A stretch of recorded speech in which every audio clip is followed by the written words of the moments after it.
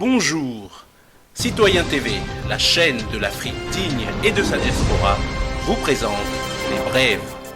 Soutien à Afrique Média TV. Restons sereins car la lutte continue.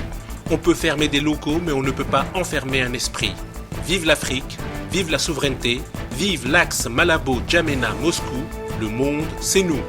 Au sommaire, Cameroun, Afrique Média, RDC et pour finir, Ovajab. Tout de suite, Cameroun. L'ambassade de France devrait verser une subvention de 500 millions au Conseil national de la communication CNC, selon Sismondi Barlev. Sûrement la récompense promise pour la fermeture d'Afrique Média au Cameroun. Mais restons sereins car Afrique Média est bien plus forte maintenant avec l'axe Malabo-Djamena-Moscou.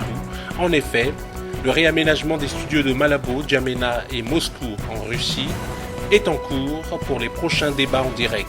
Donc, serein, la lutte continue. Bien, actualité oblige, la chaîne de télévision Afrique Média scellée pour un mois au moins du côté de Yaoundé, c'est au Cameroun. Occasion pour ces panélistes qui travaillent pour cette chaîne de télévision de s'exprimer et d'éclairer ainsi l'opinion publique sur les raisons de cette suspension. Mais d'abord, on va rappeler les chefs d'accusation dirigés contre Afrique Média Télévision. D'abord, la chaîne panafricaine est accusée d'avoir parlé des comptes d'opération et du franc CFA, d'avoir également parlé des biens mal acquis des Occidentaux en Afrique et dans le même temps d'avoir affirmé que le fils du président équato-guinéen serait persécuté par l'Occident, l'accusant également d'acquérir les biens de manière illégale.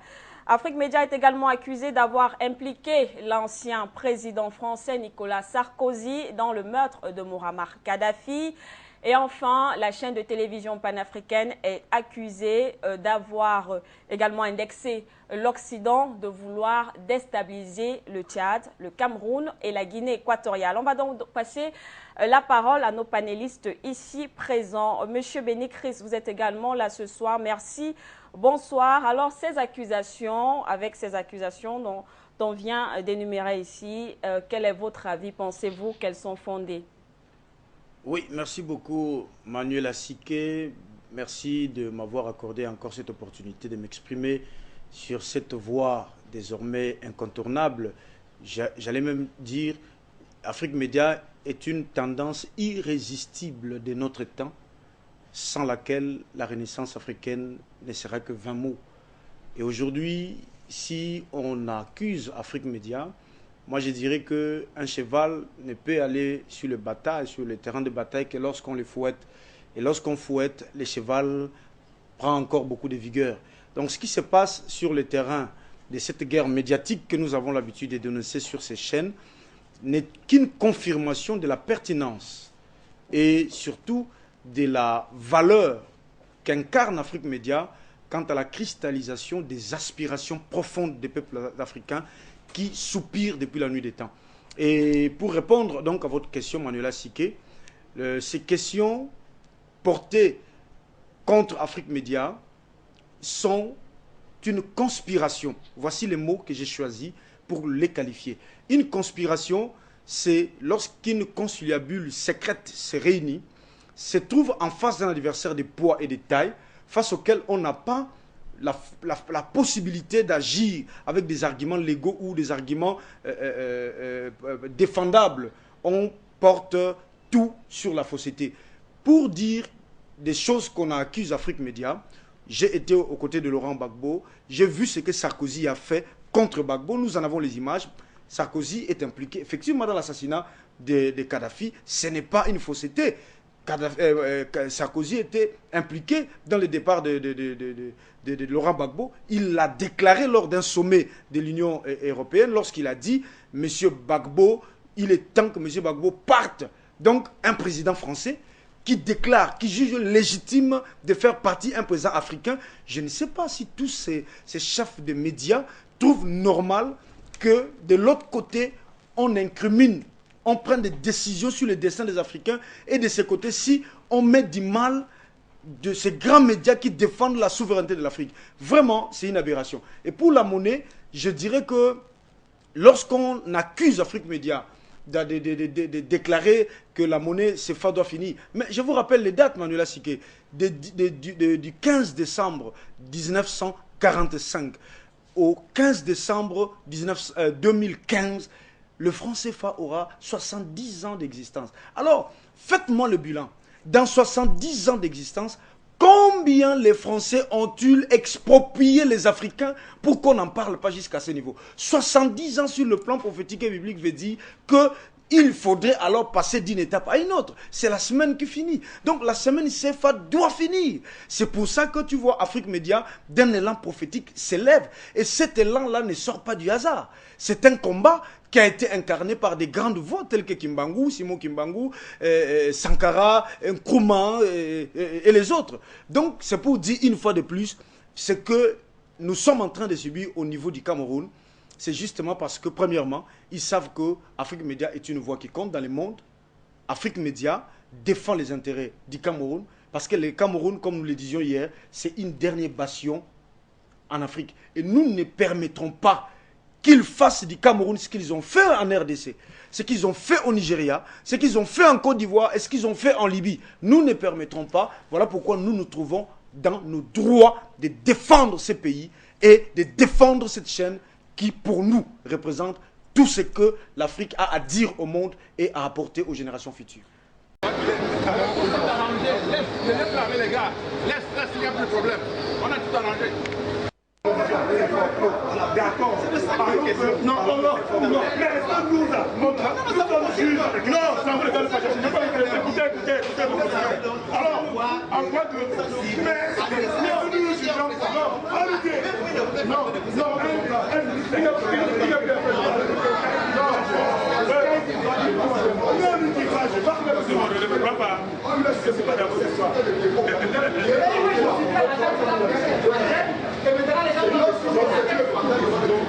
Alors, la question antérieure est sortie. Juste la question. Voilà, donc,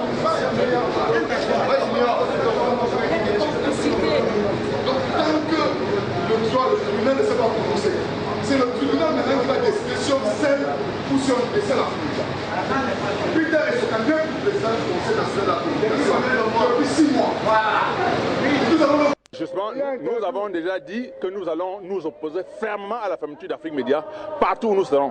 Donc il n'est pas question qu'on laisse fermer cet élément qui permet à l'Afrique de se libérer et on sent le complot ourdi par l'Occident pour empêcher les Africains de s'exprimer.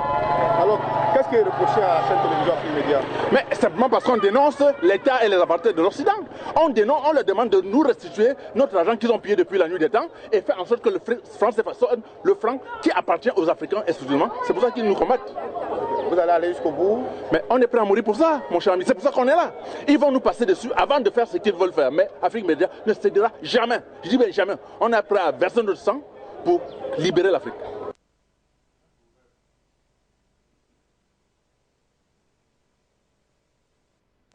Ben toi, laisse. Et la prochaine attaque, c'est le Sud. Ils veulent encercler le Cameroun. Nous sommes des jeunes. Nous devons mourir en héros. Chacun d'entre nous doit être prêt pour défendre le pays.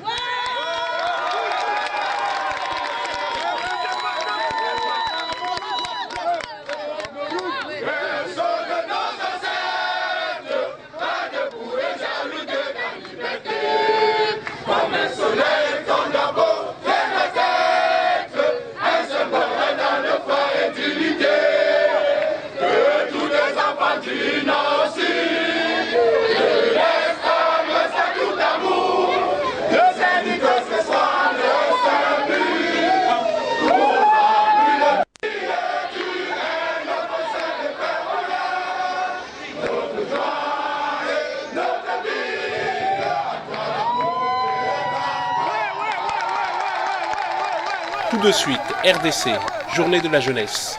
Les jeunes sont à l'honneur ce mercredi 12 août, Journée internationale de la jeunesse. L'engagement civique de jeunes, c'est le thème retenu cette année à travers le monde.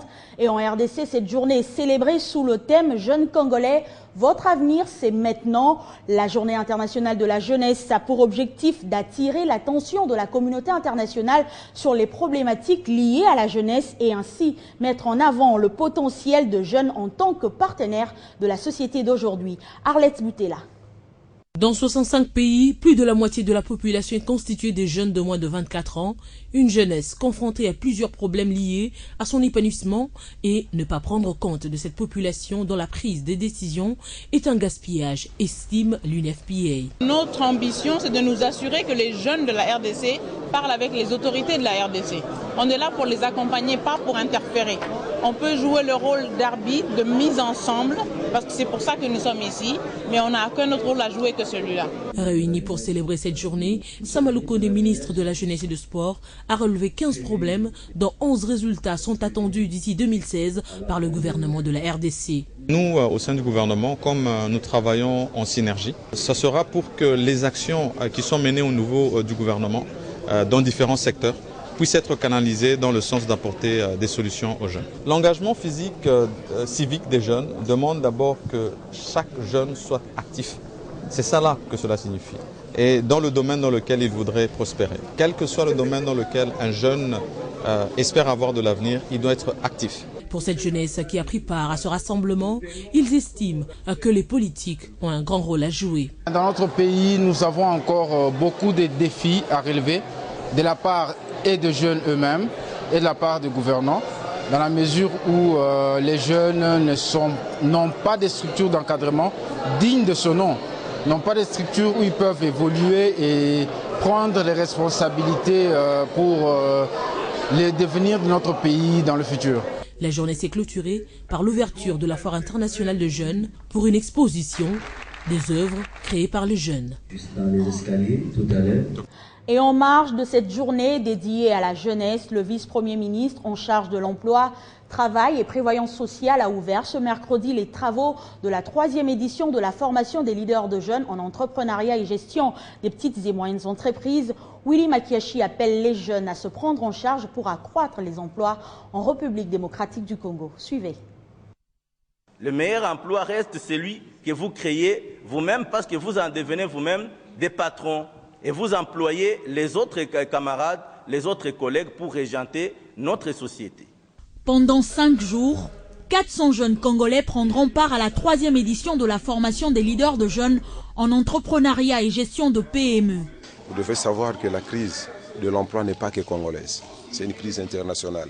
Nous avons encore des possibilités de créer des emplois par rapport à celles-là que nous prenons comme des modèles. Cette formation vise une implication active de la jeunesse congolaise pour la création d'emplois.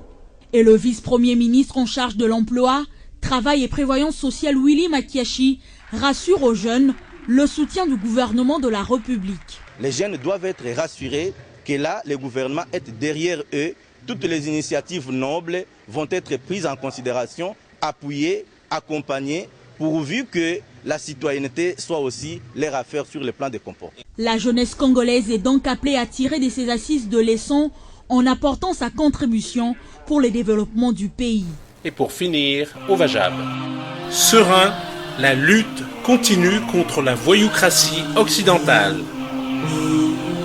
Si le combat de notre souveraineté passe par un procès pour que définitivement les commanditaires de ce qui nous arrive en Afrique soient exposés au monde, allons au procès avec sérénité. Courage, ne baissons pas les bras, on va aller jusqu'au bout. À partir de ce jour, plus de soutien politique aux partis impliqués dans la déstabilisation en Afrique. On les connaît tous, ils ont diabolisé le président Laurent Gbagbo et continuent de diaboliser ceux qui disent la vérité ici et en Afrique. C'est la libération de Gbagbo qui apaisera la Côte d'Ivoire. Donc restons mobilisés autour du président Laurent Gbagbo, président légitime de Côte d'Ivoire, victime d'un coup d'État de la France, puis otage à la CPI suite au mensonge de Fatou Draman Bensouda et son dossier mal soudé au profit du Dramanistan, la version france-africaine de la Côte d'Ivoire. En effet, la Côte d'Ivoire traverse depuis 2002 une profonde crise engendrée par une rébellion armée soutenue par la France. La situation s'est aggravée depuis que Laurent Gbagbo, président constitutionnellement élu et investi a été livré le 11 avril 2011 par l'armée française à Ouattara et déporté le 1er décembre 2012 à La Haye, où la procureure Bensouda peine à réunir des preuves contre lui.